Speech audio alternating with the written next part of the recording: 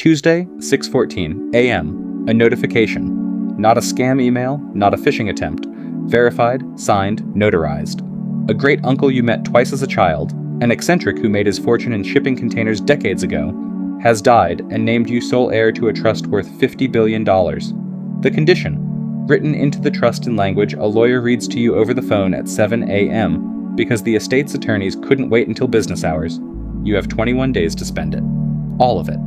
Anything unspent reverts to a foundation with no ties to you. No loopholes, no gifting it to relatives, no moving it into another trust. Every dollar has to leave in exchange for something you actually own. You ask the lawyer to repeat it.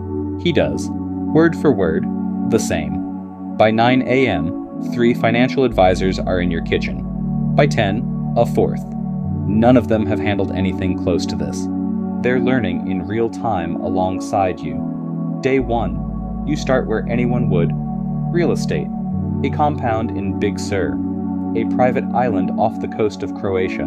A penthouse that takes up the top 4 floors of a building in Manhattan you'd walked past 100 times without knowing it existed. The agents don't negotiate. They just say yes. You notice that first, not the price tags, how fast the yes comes when the number attached to your name is big enough.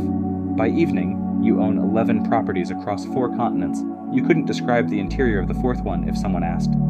Day 2. Cars. Not one. Categories. Every Ferrari LaFerrari Aperta still in private hands. Every Mercedes Maybach Pullman ever built. 17 units, gone by lunch. A dealer in Los Angeles cries on the phone. Actual tears. Because you've just bought his entire private collection, the one he spent 30 years building, in a single call. You feel something for the first 4 purchases. By the 15th, you're just signing. Day 3. Watches. Art. Wine. A specialist flies in from Geneva with a case of pieces that have never touched an auction house. You buy 14 of them without asking the price first, then feel a strange embarrassment when you realize you've stopped asking. By the end of day 3, $6 billion spent, $44 billion remaining. You've bought more in 72 hours than most people spend in 10 lifetimes, and the number has barely moved. Day 5.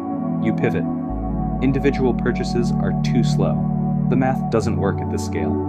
You start buying entire companies instead of things. A regional airline, a chain of 200 hotels, a mid-sized shipping fleet, which feels almost poetic given how your great-uncle made his money in the first place. Your advisors start using a phrase you'll hear a dozen more times before this is over. That's not a spending problem anymore. That's an acquisition problem. Meaning, it's not that you can't afford things. It's that things capable of absorbing this much money in a single transaction are running out. Day 7. $14 billion spent. $36 billion remaining. 1/3 of the way through the deadline, less than 1/3 of the money moved. The gap isn't closing. It's widening. Day 9. Someone on your team suggests farmland, not because you want to farm anything, because agricultural land is one of the few assets that trades in blocks large enough to actually make a dent. You buy holdings across 4 states in a single week, tens of thousands of acres, until you're the largest private landowner in 2 of them. You don't visit any of it.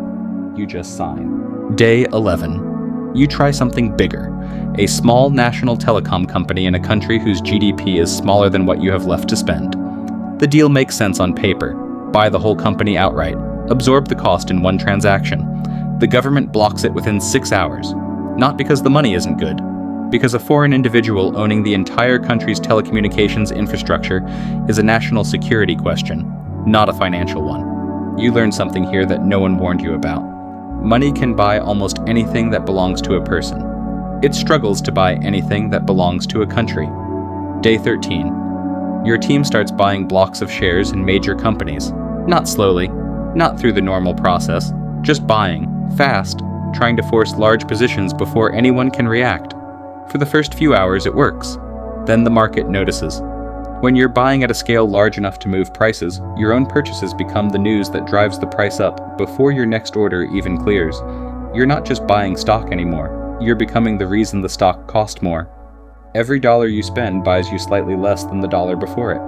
Trading in 2 of the stocks you're buying gets automatically paused by circuit breakers built for exactly this scenario. Sudden, unexplained, massive volume. You didn't break any law. You just moved too much money too fast for the system's normal absorption rate. Day 15. $29 billion spent. $21 billion remaining. Less than a week left. The pace needs to roughly double just to finish on time, and every purchase left is getting harder, not easier, because you've already bought the things that were easy to buy. Day 17. You try philanthropy, or the closest legal version of it available to you, buying out the debt of several hospital systems in exchange for naming and operational rights, which technically counts as a purchase, not a donation. It works, partially. You clear $4 billion this way before lawyers on the other end start asking questions about what exactly you're purchasing and why the structure looks unusual. Deals that were moving in hours start taking days. Day 19, $38 billion spent. $12 billion remaining. 48 hours left. Your team is now buying literal shipping containers by the tens of thousands, the same industry your great-uncle built his fortune in, which nobody planned as symbolic. It's just one of the only markets left that can absorb 9-figure transactions on short notice. Day 20. You try gold. Physical bullion. Enough to matter. The moment your order size becomes clear to the trading desk, the price of gold itself moves before your transaction even finishes executing. You're not just a buyer anymore. You're market-moving news, priced in before the ink dries. Day 21. Final hours. $46 billion spent. $4 billion remains, unmovable, sitting in an account with under 6 hours left on the clock. Every remaining asset large enough to absorb it either takes longer than 6 hours to close, or belongs to an entity too large or too sovereign to sell. The clock runs out. $4 billion reverts to the foundation, untouched, exactly as the trust specified. You spent $46,000 million in 3 weeks and still failed the one condition attached to all of it. Not because you didn't try hard enough, but because past a certain scale, spending stops being a matter of desire and becomes a matter of what the world is physically capable of selling you fast enough. Here's the part that sits with you after the deadline passes. You didn't run out of things to want. You ran out of things the world could sell you quickly enough to keep up. Wealth, past a certain size, stops behaving like money and starts behaving like weather, something that moves markets and triggers alarms just by existing in one place at one time. Somewhere, right now, someone is imagining what they'd do with a fraction of that number, a fraction so small it wouldn't have registered anywhere in the story. They think the hard part would be deciding what to buy. They don't know yet that at a large enough scale, the hard part was never the wanting. It was finding a world willing to sell fast enough to keep up.